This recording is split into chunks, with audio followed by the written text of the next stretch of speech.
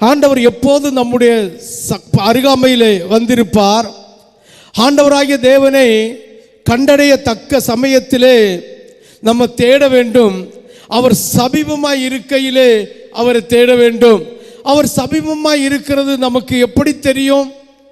அவர் எப்போது நம்ம கூட இருப்பார் என்பது நமக்கு எப்படி தெரியும் என்று ஜனங்கள் ஒருவேளை கொஸ்டின் வைக்கலாம், கேள்விகள் கேட்கலாம். ஆண்டவராகிய தேவன் சொல்லுகிறார், அதிகாலையில் என்னை தேடுகிறவன் கண்டடைவான் என்று.